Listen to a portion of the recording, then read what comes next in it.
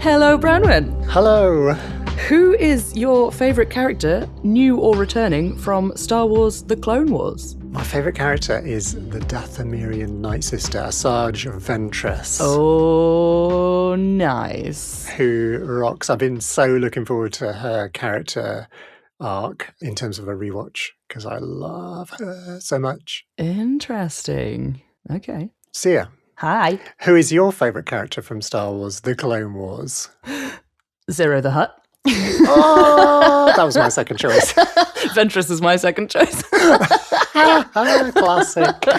We are so connected. This is why we're here. Yay! Love that. I was just like, well, this is clearly a queer icon in the... Absolutely. The most unapologetically queer Hutt you can possibly imagine. So good. We love him. This is incredible. Anyway, let's go. You're listening to Sisters of the Force, a Star Wars podcast with me, Branwen. And me, Seah. Hello. Hello. Welcome to Season 3 officially. I mean, we've had a couple of Season 3 episodes already. But we have, yeah. We'll just keep celebrating. We're going to celebrate for a long time yet. This is the first of our Clone Wars watch/rewatch episodes, which is going to make up the bulk of Season 3, interspersed by our Journeys into Wild Space episodes. Indeed. But yeah, I'm very excited because Clone Wars begins here. Yeah. I knew that it started with a film, but was this also episodes at some point? It wasn't officially. It was originally intended to be. Okay. I think the kind of original concept of it was going to be 3 episodes, all with Castle in the title. Right. Because it's obviously based around the monastery where they, take baby Rotta. Yeah. And there was going to be a 4th episode, which is kind of like a prequel, which would be the introduction of Ahsoka, called The New Padawan, I think it was going to be called. Ooh. So, yeah, it never existed like that in real terms, but that was how they originally thought of it. I think the story goes that George was obviously helping or involved with the new team, developing the animation style, and it took a lot of R&Ding to get to the point of where we see it in the film. Sure. Somewhere along that way, they did a screening of some test footage, and George was like, this is awesome. Yeah. This should be a film. This should be on the big screen. So they just decided to do that, which... Excellent. I like Which is great because it really did kick the series off in a big way, with an explosion of nearly 2-hour film. I was thinking, is it like an hour and a bit or something? It's quite long. It's like hour 45, something like that. I can't remember the exact runtime, but it's a proper film. It is a proper film. It's so packed. There's so much going on. It's like a film, but with the pacing of the animation shows, because the animation shows are all quick. Normally they've got 20 minutes to get, get you in and out. An enormous story in. And it's like that pace, but for an hour and 40 minutes, which is why I've got 161 bullet points for it. Of course you have. It was such a joy. I had so much fun. It was, yeah. I watched this film probably about 3 years ago for the first time. Okay. I don't think I'd seen it before then. And I started a Clone Wars watch for the first time and started with the film. I'm very chronological about things. Mm-hmm. Love to do things in order of release, I hasten to add, because I know there are other ways of watching the Clone Wars. Yeah. But I think the first time around, because it is so much. Yeah. And obviously I knew some of the characters, but there are a lot of new characters. And I think I was just a little bit overwhelmed with the whiplash. Yeah, quite.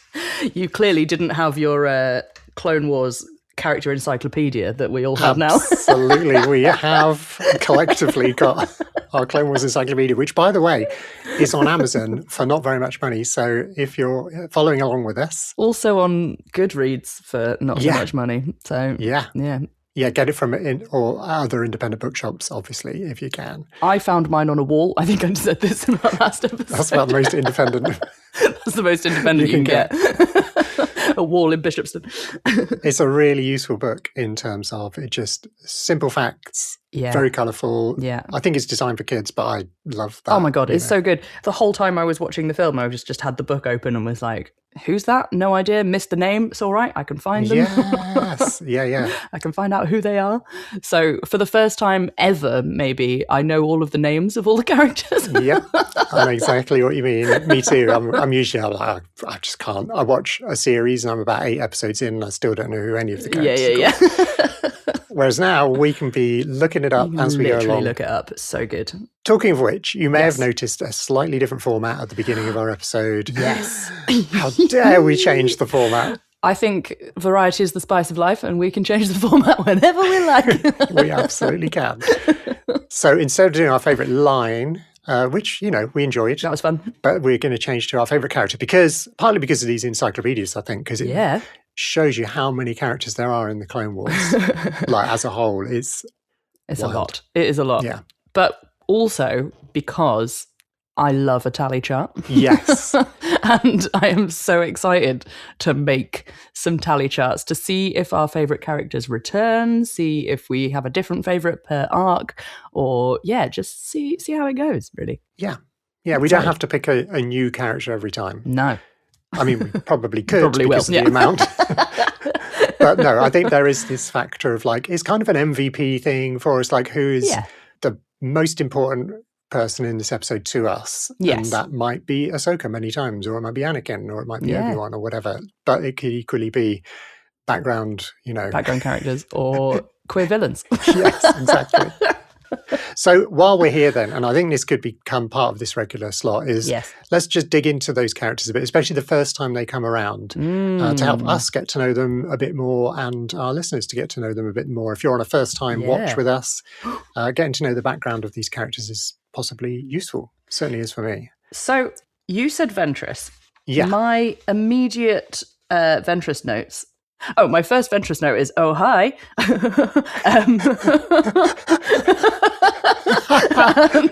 Are you having feelings for an animated character already? I have been known to do that. Yeah. I know this about you. That was the first note. But also, is this the first time we've ever met Ventress then? Is she a brand new character to this? Or have we heard about her somewhere before? Yeah, I don't think she'd been anywhere. My brain is saying, no, I don't think. No. I think this is our introduction. Okay. Which I love this about this film, and I love this about the Clone Wars generally, is that it always throws you in the middle of something. Yeah. Which is so on brand for Star Wars, as we know, from A New Hope onwards. True. But it really does that, and it does that with the character. It kind of assumes you know these people, even if you've never met them. The only character really that gets a proper introduction in this episode is Ahsoka. Yeah. But that's because the characters are meeting her for the first time. Yeah, I think as well, because she does sort of become the protagonist of the Clone Wars in a way. Yeah. And she is us. Yeah. I saw a little interview, I think it was with George, or it might have been with Dave, I can't remember which, talking about Ahsoka and how important she is, because Anakin has now risen in status. He's no longer a Padawan. He's no longer training. Sure. And I'm sure it was George. I think he sort of said that the audience like to have a kind of, a student to follow, because they're learning about the galaxy and we're learning about it through their eyes. Yeah. But because our other two protagonists, Obi-Wan and Anakin, are now Jedi Knights, there's nobody for us to sort of go with, if you know what I mean, on the adventure. So this is why they introduced Ahsoka as us. And also I saw Dave Filoni saying, and she's a woman and she's a Jedi, and let's face it, that's much needed. And I was like, yes, Dave. Thank you, Dave. It definitely is. Thank you. Thank you for acknowledging that. We will take it. As are Sith women, Ventress. Yeah. Great. What? Asajj, I think it's partly why I chose her. I mean, I just love her. So her background is, as I said in the intro, she's Dathomirian. She comes from Dathomir. She's one of the Night Sisters, which we're going to see quite a bit more of. If you watched the Ahsoka TV show, you will have seen some live action Night Sisters. Oh my God, I'm so Spoiler excited. alert, which is incredible. And by the way, I'm following this amazing trio of cosplayers who do incredible Night Sister trio things. I may have reshared some of them on the Instagram account, but excellent. I will do again because they're so lush. But yeah, she was taken as a child on a planet called Rotta, which rings a bell to me, but I can't remember much about it. Why that is. Yeah. So she was nicked by pirates, and then there was a sort of stranded Jedi Knight there called Kai Narek, which again, that name rings a bell. I'm sure we're going to find out who he is. He was killed before he could sort of finish training her, and so she was then angry about his death and the fact that she was now left with no one, which made her prime acolyte material for Darth Tyrannus to find and take under his wing.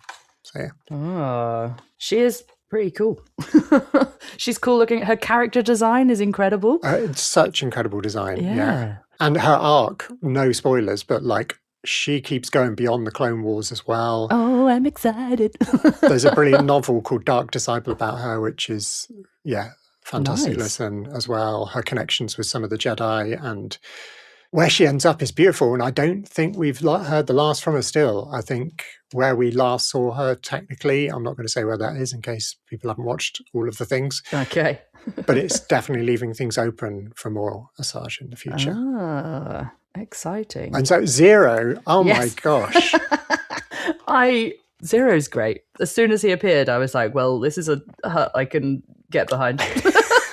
In terms of he just seems like he's so much fun. Yeah. Love a queer villain to start with. Yeah. So he's Jabba's uncle. Yeah. And which blows my mind. So he's like gay your uncle. Old, excellent. Your old gay uncle. Old gay uncle. I love it. He's tattooed all over, which great. With ultraviolet reactive paint sort of vibe. I don't know. So one of my jobs is as a UV reactive slug, and I just felt very, very connected to Zero in this. That's hilarious. Very connected to Zero in all of this. But my notes on him was, is this the first time we hear a Hutt speaking common straight away? I think it was, basic, yes. Yeah. Because instantly, he doesn't speak Huttese until he's talking to Jabba. Yeah.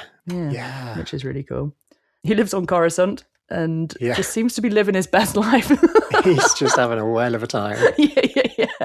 And he makes some lovely little snide comments about Rotta, and he's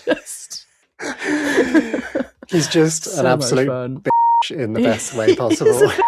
Also, the book says, obviously we haven't got to this bit yet, but apparently Cy Snootles is an old flame of his, which what? I need that content. I don't think we get that content, sadly, but oh my gosh. I'm sure, wow. I can't even begin to imagine, but I love it. Great, love it.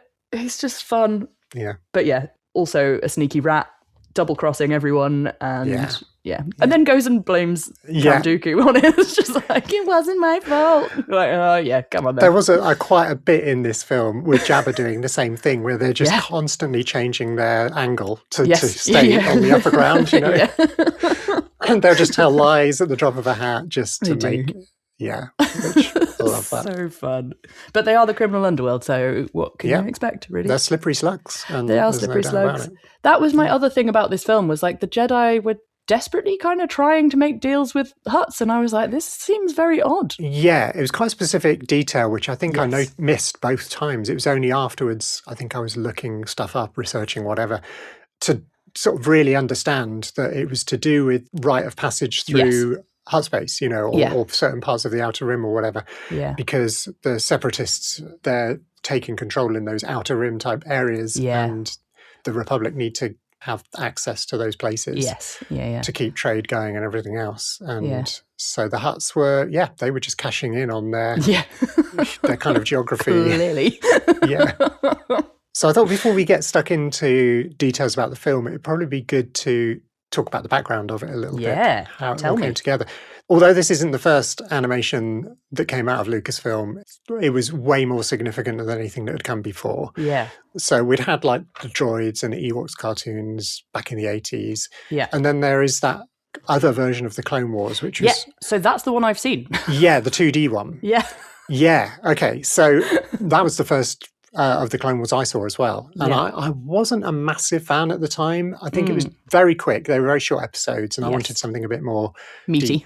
A bit more meaty. Sure. But that was the original thing. It was a microseries on Cartoon Network by Genndy Tartakovsky, which he sort of developed with George Lucas, and has been sort of moved into Legends now. So although some interesting stuff happens in it, and I've since watched it, it doesn't have any impact on canon. Right, got it. But that was kind of almost like a test run, I think, in Lucas's mind. I think he always wanted more from the Clone Wars. Sure. He saw it as an opportunity to really fill in the galaxy at this point. And he talks a lot about the fact that the films were very much the Skywalker story, the story of Anakin.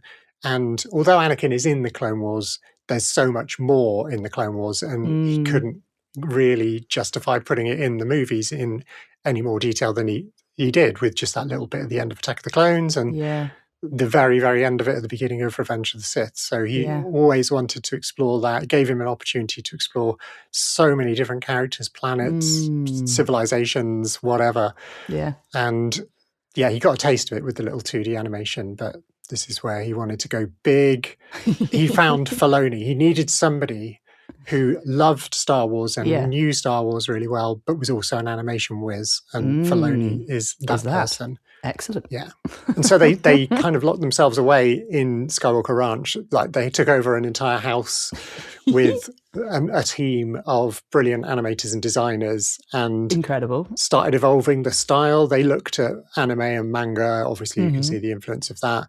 But also, which I hadn't acknowledged, but I love it now I know it, is, you know, the sort of marionette series is like Thunderbirds and all of Captain those Scarlet. ones. Yeah.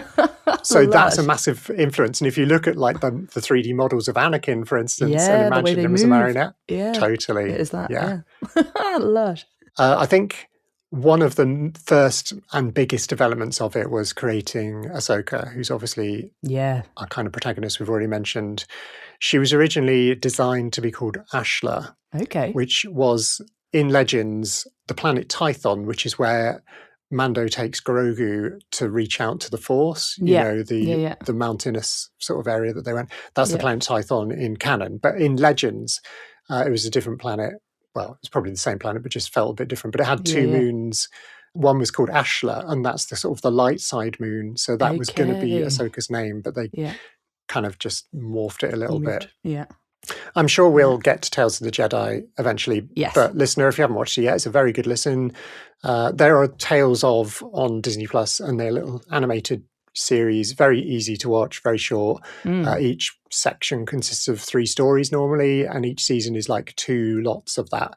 So Tales of the Jedi was the first one, so it had a little 3-episode thing about Ahsoka and a 3-episode thing about Dooku, I think was the other one. Okay. And in the Ahsoka one, we learn a bit about her past, where she came from. And you can also find out more about her from the novel by E.K. Johnston, which is amazing, by the way. And in both of those properties, she is using, at a certain point, the name Ashla as like an alias when she's hiding, for different reasons. So they do kind of keep that. Yeah.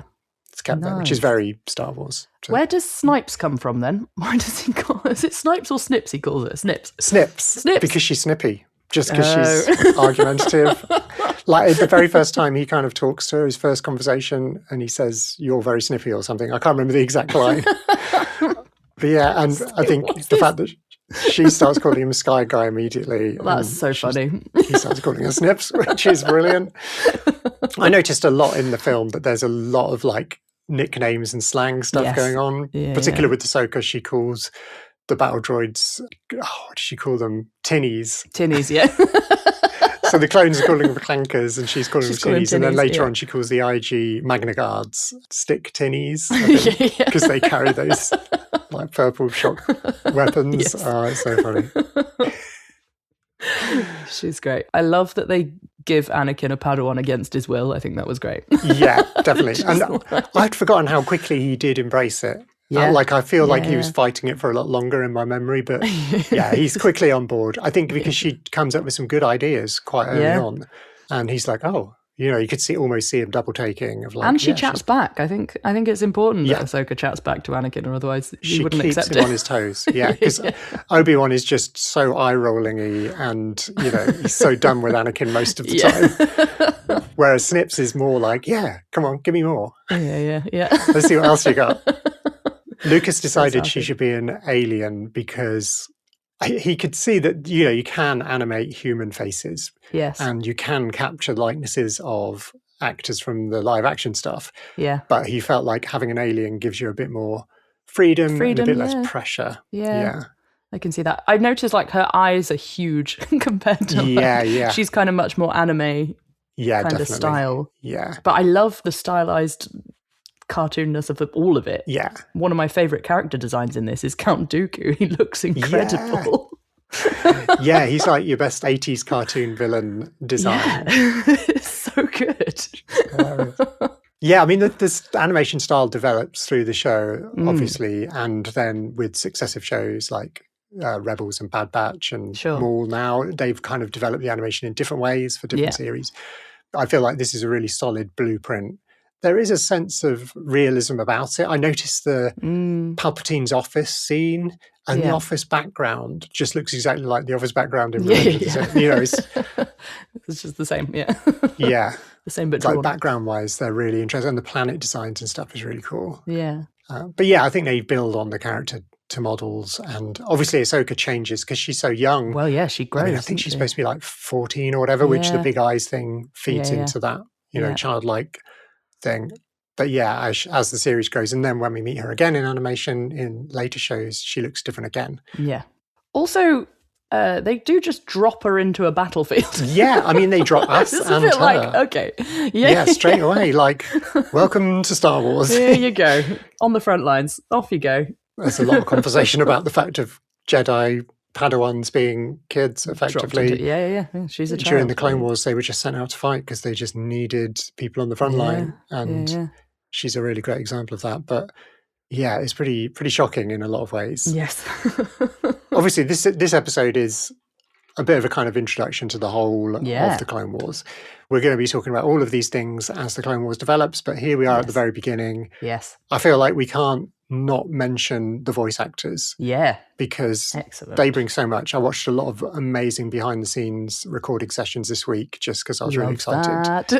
And seeing them recording together, which Filoni is a lover of putting the voice actors in together, which I think doesn't happen a lot in animation. No. Like a lot of the time the actors record their lines individually. But I've heard the Rebels cast on Part of Rebellion talking about this, the fact that they would record together because they can react to each other and they bring a lot of energy that way, which would be harder to summon if you're on your own in the booth. Yeah.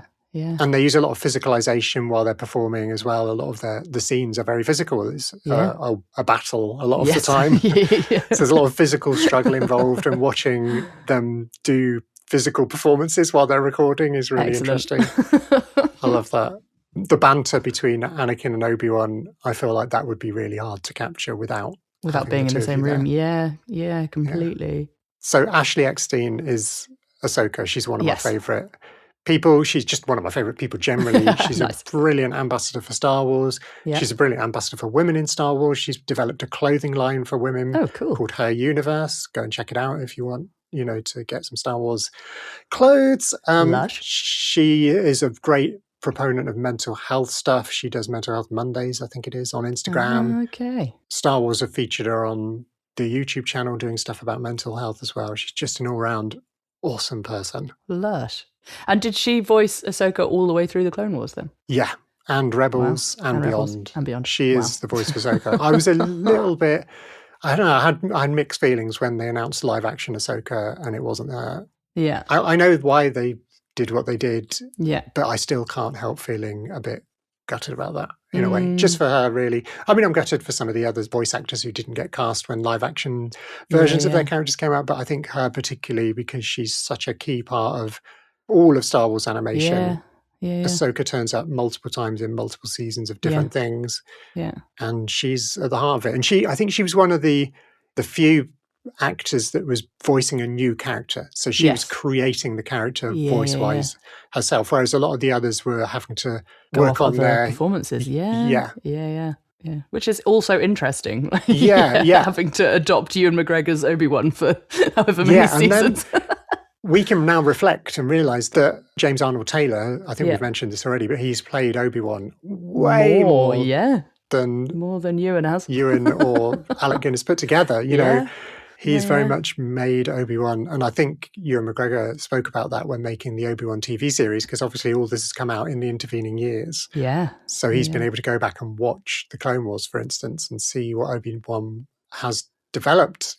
What has James Arnold Taylor brought to the character that he could then bring to his interpretation. That's really interesting, and a really interesting kind of like, if you play a character at some point, but then it's almost retrospective because Alec Guinness played it first. Yeah, he was already basing it on somebody else. Yeah. So Ewan McGregor is basing a character off Alec Guinness, who's then going on and what? That's it's a massively collaborative, character building thing. I love it, but then that's kind of I guess that's what happens. We're used to seeing that in theatre or live performance a bit more because you'll do the same plays with different actors over and over again. So sometimes you get stand-ins and then they get recast when the main actor goes off to do something else. Yeah, that's super interesting. I hadn't thought of it like that. But you only get that in something that's so epic and sprawling, like Star Wars, that has so many different bits of it, so many different. Some of the characters were their original live-action voices. Yes. For this film, I think that didn't necessarily continue, but we had Anthony Daniels. I think Anthony Daniels is pretty much exclusively voiced C-3PO. I don't think anybody else has ever done that.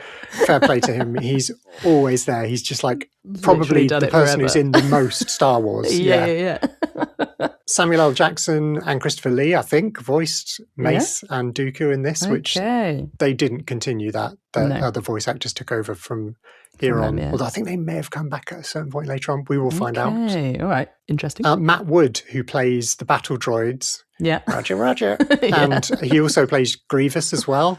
There's some great footage of him recording, because obviously both those characters have been manipulated with audio effects and processing to make them sound like droids. But hearing his original voices of them is really interesting as well. Like he certainly laid the foundations for those characters. And then the technology is kind of taken them to other places, which is really, really cool.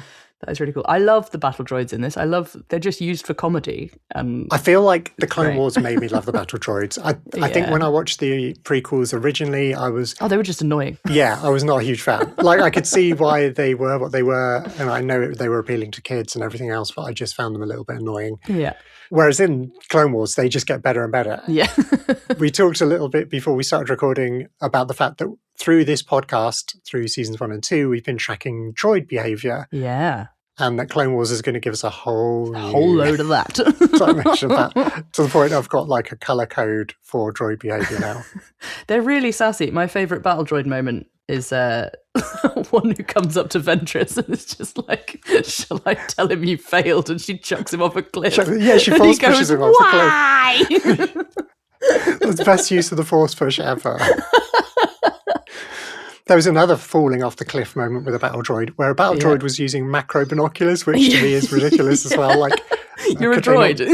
Program that into the photoreceptors. I don't know. But then he falls off the cliff because he loses his balance. It's just like, what? You're a droid. We also see a super battle droid falling off a B2. Yes. And he moans, because we were talking the other week about battle droid voices and that we don't hear them very often. This one cries out in terror as he falls off the cliff. Which again is interesting behaviour for a droid. Like they know they're in imminent peril of death. And so they moan or cry out like humans do. So Have I told you about what happened when I data bent that Furby and I started to like take it apart and it screamed at me? Yes. That's tracking droid behaviour in real life. That was quite unnerving. I had to take the batteries out to stop it wailing at me. Poor little Furby. To be fair, you were doing some pretty gruesome things. I was, at the time. I was. They sound cool, though. Yeah, and I mean, like, we've now seen battle droids being repurposed and rebuilt and everything. And as evidence, I bring Mr. Bones from the Aftermath trilogy, who's an incredible, like, reprogrammed battle droid. I guess we don't see the actual rebuilding of them or the reprogramming to know what they went through. But they usually seem quite happy in their new... We've just seen some in The Mandalorian and Grogu. Yeah. They've got a whole new outlook on life. Yeah. They do. They seem quite chill. So I suppose if we're going to get into the film, as we're halfway through the episode, we haven't even talked about the film specifically much.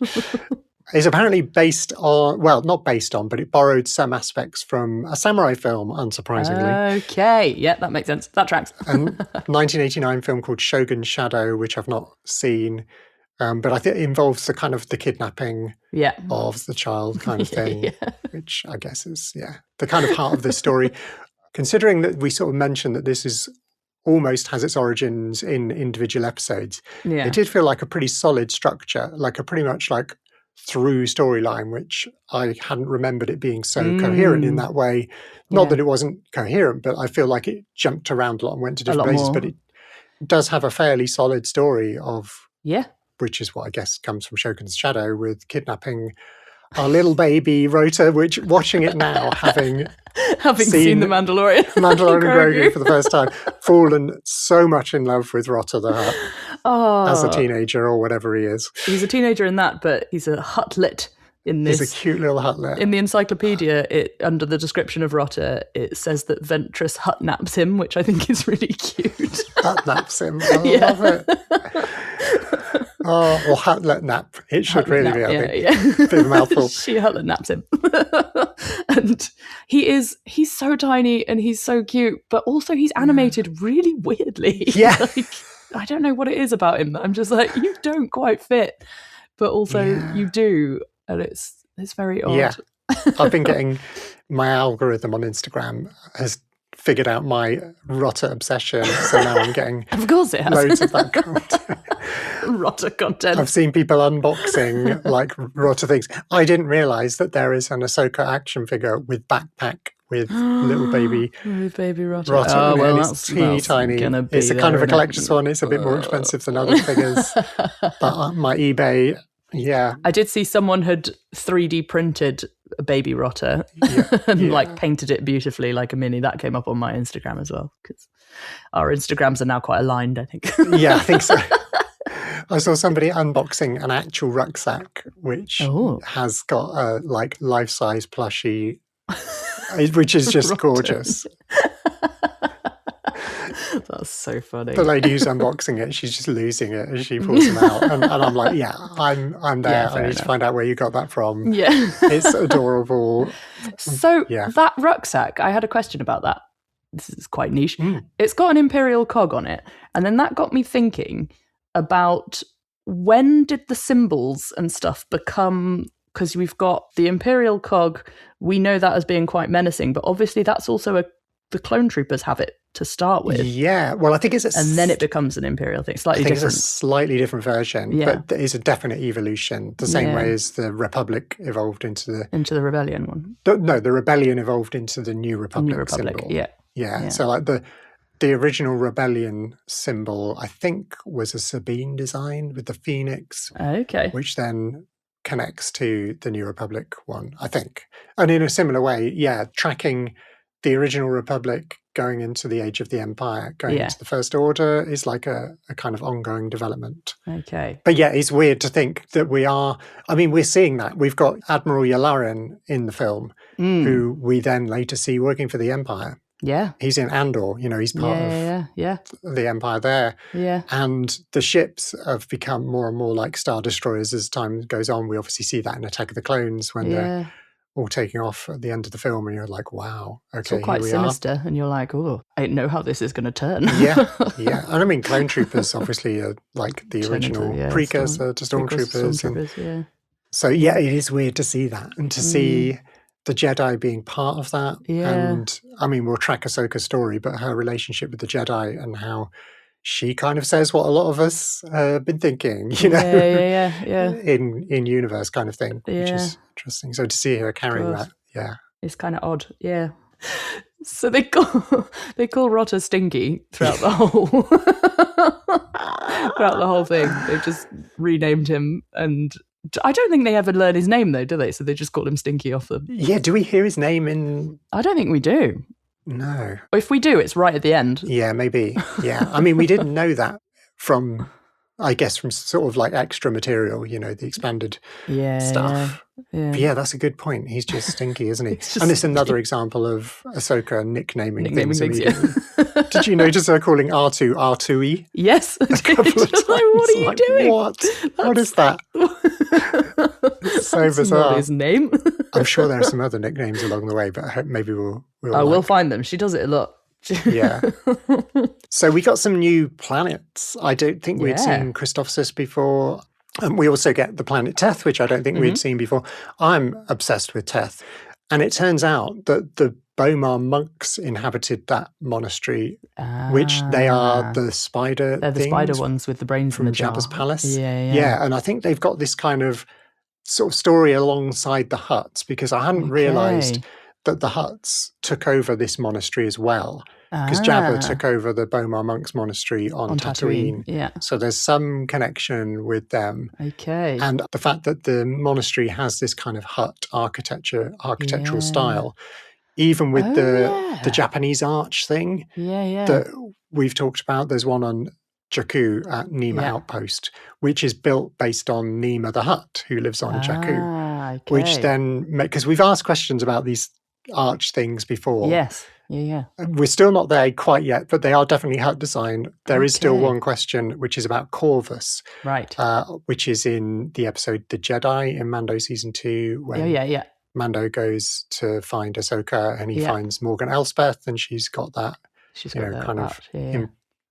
building sort of like that Imperial stronghold on base. Corvus. And they've got one of those arches. So I don't know if there's a hut involved in Corvus at all. We'll have to watch out for that. But it's all very like pink and purple sky. Yeah, it's nice. It's very beautiful. Cool. This is my favourite music cue, is on that planet. As they are going up, they've got those weird walker droids things that they climbing the vertical thing, the vertical cliff, and the music there is incredible. It's a banger. Oh my gosh, yes. There was a lot of interesting music. I mean, they're sort of bridging the gap by using some very Williams-esque music. Yes, at different times, particularly in the beginning, in that opening fight on Christophsis, is very Star Wars. It's sort of like bringing us in. But then there's a lot of percussion stuff when there are hut things going on. Yeah. With some kind of Arabic flavored melodic instruments, which is a kind of trope of desert planets. We often get that kind of vibe. Get that trope. But it also had like synth bass in it as well, which I was really excited to hear, because straight away we're then deviating from the live action films and we're making something new, which is really awesome. Yeah. Shout out to Kevin Kiner. Kevin Kiner is the composer of this film. Excellent. And he's a composer throughout. Yes. Yeah. Excellent. And his family, who have become part of what we now refer to as the Kiners. Okay. And they were on Pod of Rebellion by coincidence this week, because they composed Star Wars Rebels as well. And I think they composed Maul, Shadow Lord as well. Oh, wow. They are a big part of Star Wars animation. And they were talking about on Pod of Rebellion how they come from different backgrounds. And Kevin Kiner, he's, the one on this film. Yeah. He was talking about how he grew up with Led Zeppelin and, other rock and soul and stuff like that. So you can definitely hear that. Yeah, there's some diegetic music when we get to Coruscant, or it's pseudo-diegetic, I guess. So, which is kind of quite funky. Yeah. And we're hearing all sorts of different musical vibes. There's some electro beats in some of that kind of Arabic-y stuff when we're in the monastery. I think that's the stuff that you might have been talking about. I'm not sure. No, it's definitely the battle on the vertical bit. Right, okay. Is my favourite music cue. It's so good. Like once we get on top and we get into the monastery, we see clones with their like lights on the sides of their helmets, and there's some interesting electronica going on there. I loved it. I loved the music. I mean, we should really mention the theme. We've got this new theme, which is right at the beginning, which is like a 4/4 version of the Star Wars main title. Which is wild. Suddenly realising that the Star Wars main title isn't in 4/4. Isn't in 4/4, It's a 3-tone thing. Also, shout out to the introduction radio announcer. Love that. Yes. Very War of the Worlds. Yeah, that continues. I love it. It's like 1950s, which is the War of the Worlds vibe, isn't it? The 1950s like film. So he's a guy called Tom Kane who died very recently, I think last week, sadly. Wow. So we've lost another Star Wars great. He also voices Yoda, and he voices Admiral Yularen as well. So he's kind of got that older man voice, and he just does such a brilliant propaganda, classic accent, which is perfect for the beginning of every episode. It's like Pathé News, the newsreel. Yeah, got it. This is what's going on, so they can then throw us right in the heart of it. I love that. I love that as a storytelling device, because because I love a little like, here you are, go, rather than having to like visually go through it all. And it's like a crawl, but without exactly like the crawl, but it's narrated, quicker, which is better. And, definitely. Voice acted rather Better for than my brain, anyway. You don't have to read like slow-moving text across the screen. Not that we don't like the crawl. We do love the crawl. We do like the crawl, but also when I was a kid, I hated the crawl. Yeah, you got to read all of that. I'm very dyslexic, and there's a lot of words that aren't words in there. Yes, yeah, exactly. Lots of like strange spellings of like alien species and things. Yeah, absolutely love him. I've been reading the Chris Kemshaw book, which we've spoken about recently, The Rise and Fall of the Galactic Empire. Yes. And he talks a lot about the Empire propaganda, which we're not quite at the Empire yet, but like Palpatine's plan is obviously moving us towards that point. And he talks about how Palpatine uses propaganda within his master plan to get people to think that what he's doing is the right thing. And with that in mind, like whose lens, Chris Kemshaw asks this question in the book, by the way, whose lens are we being shown the Clone Wars through? Because interesting. Each episode opens with this propaganda voiceover. Yeah. And is a lot about the heroic Republic fighting team, you know, the clones and fighting the Jedi. The Although we know it retrospectively, and because we're observing from a distance, and because of the way it's being told to us, that Palpatine is really just playing the Republic. Pulling the strings on all of it. Yeah, he's in charge of the Separatists as well. Wild. And the Confederacy of Independence. It's like he's just playing the whole thing, and propaganda is all about that. Yeah. It's informing the public in the way that you want them to be informed. We're making the public of the galaxy feel the way Palpatine wants them to feel. And is that how the Clone Wars is being told? It's super interesting. I've literally this morning, before we jumped on to record, finished the Somni arc in Cloud Atlas, and this is exactly the same thing. Yes. It's exactly the same thing. Oh my gosh. Yeah. Yeah, like the language in that arc. Yeah. It's like an evolution of our language, but however many 50 years or whatever in the future or whatever that is. In the future, it's I don't know how long in the future it is, but again, it's that whole kind of like propaganda and like she's on trial, but it's all a sham. And like, what? Like, by the end of it, you're like, I'm so confused, but propaganda. Cool. Got it. It's very interesting. It's something we should continue as we carry on our watch, you know, like who is this celebrating? Yes. Who's being talked about? The heroes? Yeah, because that changes through the 7 seasons. Yeah, of course.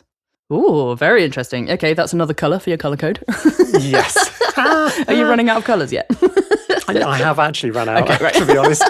I had to come up with a new colour for droid behaviour, and I was like, well, it's going to have to be a bit like the cinematography colour. That's fair. Which maybe is a nice little segue to talk about cinematography, because visually, we've already talked a bit about the animation style.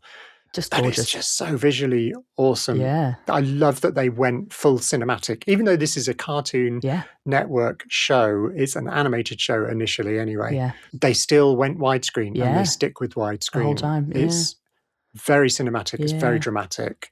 The planet design, I've already mentioned Teth as being this lush kind of misty pink planet with lilac sky. We've got the crystalline backgrounds on Christophsis. There's a brilliant shot of Christophsis where we see it's like blue crystal with these kind of like yellow stripes across the planet surface. Yeah. All the planetary stuff is very visually stunning. Yeah. I noticed that bit I mentioned just now about the clones with their like helmet lights on entering the monastery, and they use volumetric lighting, which if you're doing that in live action, you have to pump like fog or smoke machine gently into your environment so that it fills the space, and then lights become volumetric. Yeah, they kind of do that straight away with the clones. Yeah. Ooh. It's so good. It all just shout out to the animators. Like what an undertaking. They've obviously considered the virtual lenses that they're using for particular shots when you've got like wide shots, and then they're using like anamorphic effects to make the focus pulls look interesting, and all of that is just so much thought has gone into that. Yeah. And what I found interesting is that the whole thing has been made by 2 teams, as I understand it, certainly at this point, where you've got the Lucasfilm at Skywalker Ranch team doing the design and the building and previs stuff. And they created a new thing called ZViz, which is like a bit like previs, where you're just doing very rough animations to get the movement, which is part of the cinematography, like how what's the pace of these characters and the ships and everything? How do we track them in real time? Yeah. Because Lucas was like, we don't want to do storyboarding. Storyboarding is slow. Yeah, sure. We could go straight in with like previs and it's going to like leapfrog a step in the process and make it all a lot quicker. And because animation relies so much on that movement and cinematography stuff. But then you've got this other team in Singapore who are doing the hard work of animating it, you know, they're actually bringing the stuff to life and getting the sort of textures to move right and all that kind of stuff, I guess. I don't know. I don't know exactly how that workload was divided. Yeah. But between them, they built this look, which is so cinematic and just great. Just very original. Yeah. Again, Lucas just constantly pushing the team, pushing the technology. We know him. He's like a kind of developer of technology. He'll make people build new software to do things because he wants it to be a particular way. Yeah. His vision is incredible. That is super cool. I love stylized animation stuff anyway. Yeah. It's just beautiful. So beautiful. Yeah. They use a software called Autodesk to animate, which blows my mind. Like I've used a version of Autodesk to do like planning for building, you know, building renovations and stuff like that. And I'm like, oh my gosh. But at the time, there weren't so many 3D programs out there. So they were kind of expanding on using they use Autodesk to do the animation. Then they use some software called Maya 3D, which I remember using back in the like early 2000s or whatever. To like make 3D models of the worlds and the characters and the creatures. So it's like model building, and then you import the models into Autodesk. To put it all together. I love animation and I know so little about it. It's such a like mystical art, isn't it? Yeah. Like it just looks so easy and effortless, but it's like so wild. I don't know if many other people had done this, but they were using motion capture in some places to animate the characters, which is a brilliant way of doing it because you get so much of that realism. You can then pick your physical actors, whether you motion capture the voice actors' faces while they're recording. I didn't see them doing that in the Clone Wars, but I know that does happen. Andy Serkis has prime example talked about that extensively, like in his work. But then the body animation, so you can get like martial artists and you know brilliant physical performers to wear the motion capture suits, do the whole, so that you can get.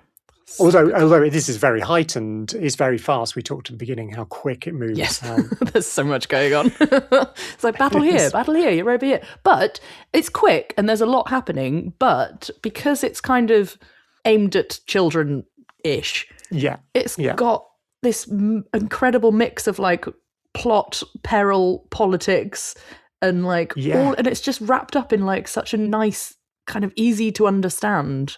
Like as a kid, I was completely lost in all the bureaucracy bits of the prequels.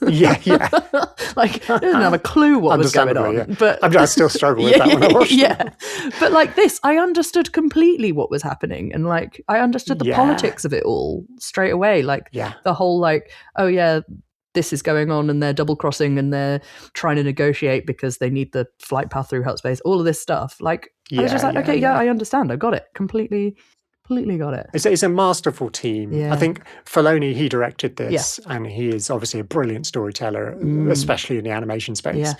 But you've also got the writers, Henry Gilroy, who's a regular writer throughout the Clone Wars.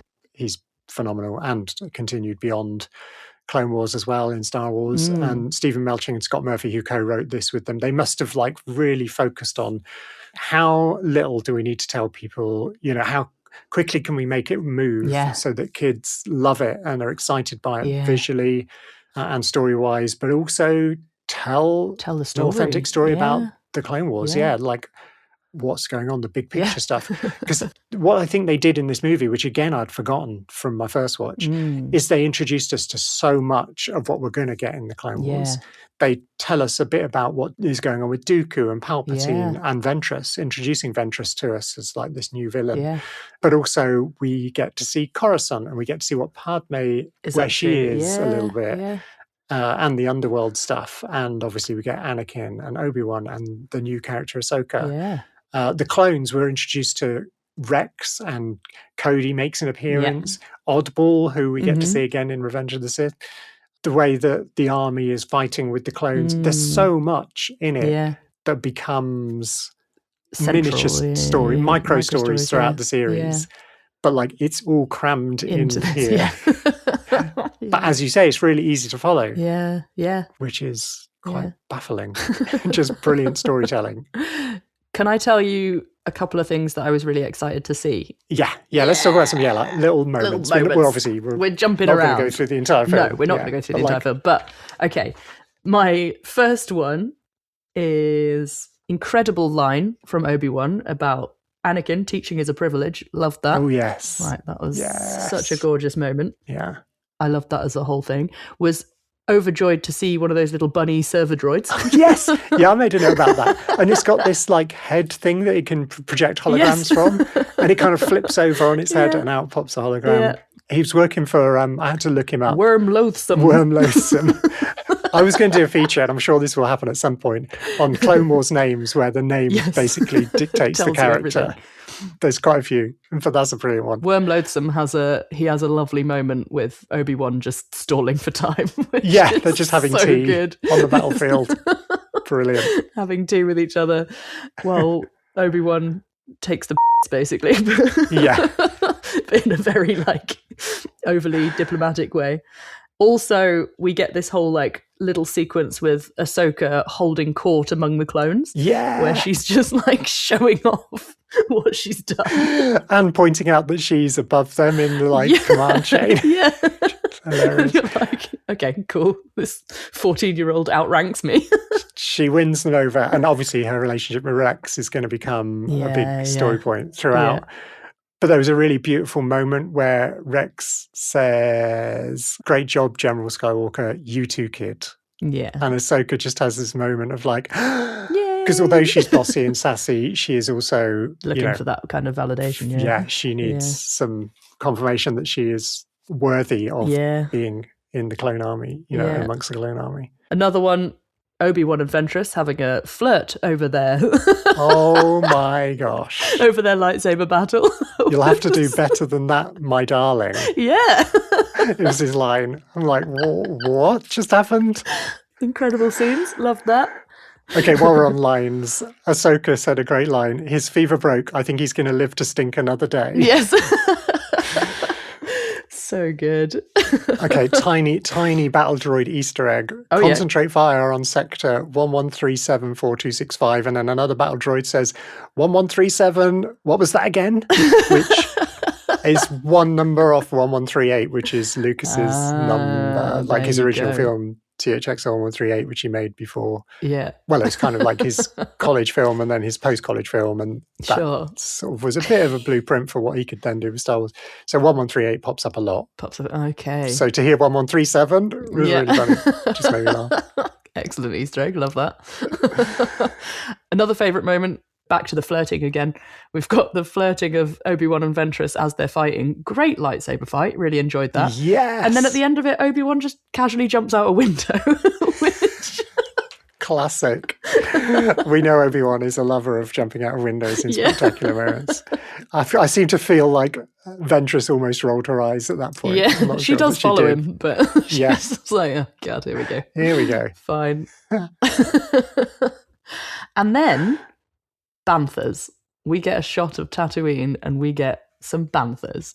Animated Banthas. Oh my gosh, I missed the Banthas. I was so happy. I must have been writing notes. It was great to go back to Tatooine, I have to say. It was. I'll never get bored of going back to Tatooine. Nice. It's lush. And Anakin does his whole like, not going to talk about it. He has some internal struggles in this episode. He does, which is fair enough. Yeah. Did you have any sound moments? We've talked a little bit about music, but we haven't gone into sound yet. There were some cool sounds. There was lots of really cool sounds going on. I didn't write any specifically down. I did have a Wilhelm count. Yes, I was going to say... Yay! A count, that suggests there's more than one.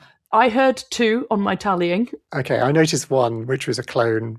Yes. Getting blasted by a walker at some point. Yeah. That was the second one. There was a shorter one at the beginning somewhere. I don't think it was the full Wilhelm, but it was it sounded like a Wilhelm to me. Nice. So I had a little tally chart just to cross them off. My very first note about the film was the fact that it starts with sound design. over the Lucasfilm logo, which is normally silent, I think. But we get the sound of clones talking on their radios or on their comms, which was really exciting. And it sounded very warlike and news reporting like as well. Just drops you straight in again, doesn't it? It's all that kind of helping to drop you in.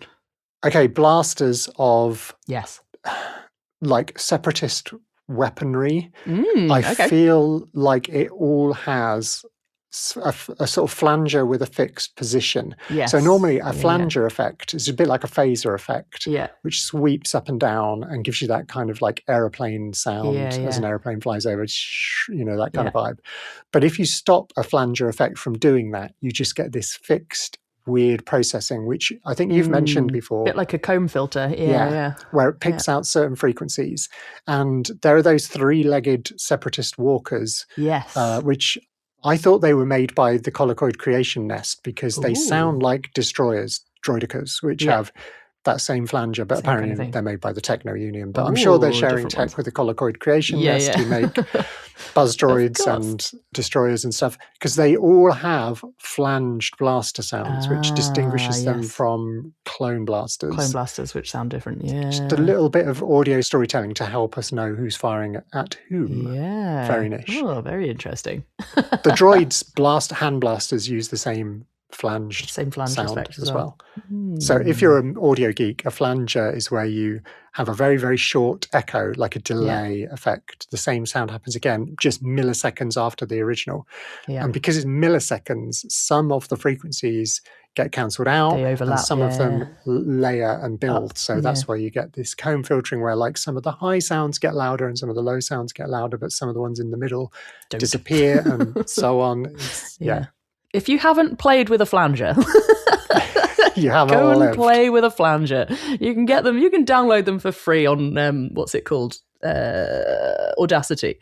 You can go download Audacity, put some sounds in it, and then play with the effects because it's really fun. It's super fun. It makes everything sound spacey and electronic and cool, which I guess is why we hear them a lot in Star Wars sound design. You can instantly make things sound alien by sticking flangers Stick a flanger on it. And phasers, flangers, ring modulators, all the classics. Last bit of audio that I noticed, I think it's the last bit. No, there's more. There's more. Oh, okay, the shield generator that Anakin and Ahsoka go to shut down on Christophsis to save the battle. Basically, they've got to go and switch off the shield generator. They sneak their way in under a metal box metal or something. Thing. But the shield generator itself makes an incredible like buzzing sound that's distorted. It's pulsing. It's really, I knew it would be a sound that you would love because you like all those kind of like they tingle your ears. They tickle my brain in a nice way. Love it. Also, I noticed some of the wipes, the classic Star Wars wipe transitions had sound design on them, which I don't think we've ever had before, like swoosh sounds, the whole kind of trailer thing. Also, the other sound that I liked was the tripping of the booby traps. So when Ahsoka's tripping those traps up, you get quite a fun little piece of sound design on those. And then she accidentally trips loads of them and just gets worse and worse. Oh, music. There's some jazz playing, like outright jazz in Coruscant. In the kind of lower levels where it all gets a bit underworldy. We've got a Bith band, probably the same band from Tatooine, probably thingy in the modal modes. They've now doing a tour. They've moved to Coruscant. Well, this is a prequel, isn't it? It's a prequel, they started on Coruscant. So they originated on Coruscant, maybe. Figure and Dan. They're playing jazz in Zero's bar. I love it. Zero in general doesn't have quite the same vocal stuff going on as most of the other Hutts. No, mostly Hutts have sub-pitch shifting going on. You've talked about Little Altar Boy, which is a kind of pitch shifter voice effect, which however they do it, that's kind of what they use to get that deep sub. Like we've just heard Rotta in, we've heard many Hutts. We've heard loads of Hutts in Mandalorian and Grogu. No, Zero has quite a light, which is in his character. It's there, but it's very more subtle. Yeah. Which it kind of also gives it that kind of more classic, I'm gay, effeminate voice. Yeah. I mean, the voice acting does that as well. Wouldn't work with the same effect because the voice actor speaks in this kind of higher register. Yeah. super fun. Super, super fun. That was my last note. My last note on this is that was so much fun. It is. This film was fun. It was definitely laying loads of foundations. As we said, there's so much stuff that's going to continue into the Clone Wars. It's introducing us to not an overwhelming amount. Like, we got Asajj and we got Ahsoka. They were our two main new characters. Yeah. Most of the rest of it was fairly familiar. Yeah. But just setting the scene for where we're going. I am so hyped. I'm so excited to continue into this massive sprawling story. 7 seasons of it. So much fun. We're going to be starting next week with that. Oh my gosh. And not only that, but I think we've got a special guest coming on. We do have a special guest coming on to talk about the beginning. One of our lovely regular Sisters of the Force is coming to talk about the first arc. So we've promised to keep you up to date with what's coming up. Yeah. So next week, if you want to watch along with us, you got to watch the very first episode, which is a standalone, episode 101. It's called Ambush.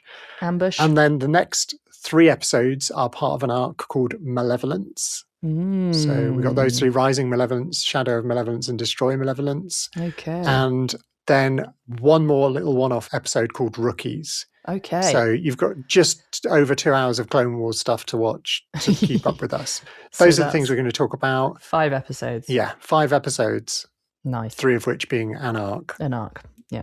We'll probably cover them in the same way. I think we're not going to be doing this like blow-by-blow, scene-by-scene thing, because there's just too much stuff going on in these episodes. We're going to jump around and have a nice time. We're just going to dip into the things we love. Yeah, talk about the story overall. Talk about all the characters. I think the characters are such a big part of Clone Wars. Yes. It ties in with our character encyclopedias that we're using as source material. Go and buy the character encyclopedia. It's amazing. It is really good. It's such a good read. It's so good. So yeah, we're just going to be doing that. Talk about music and sound. Obviously, we love that. Yeah. Any visual stuff that we love. Yeah, we're just going to find our way through and see what happens. We'll share which arc we're doing next in a story as well or something. So on our socials. Yeah, I'm going to make a little graphic which we can reuse every week to show you what we're doing next. Beautiful. Beautiful, beautiful. We love a little graphic. We quite enjoy designing things. We do. But yeah, as always, follow us on the platforms. Wherever you get your podcasts. We're doing a lot of Instagram content at the moment. Share our stuff. Yeah, reshare. Definitely help us with the algorithm we're trying to build. We're trying to reach new followers.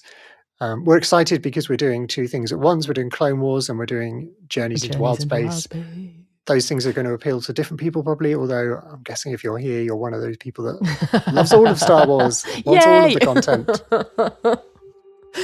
Anyway, we'll see you next week. We'll see you next week for Clone Wars Season 1. Yay! Episodes 1 to 5. Can't wait. Bye. Bye.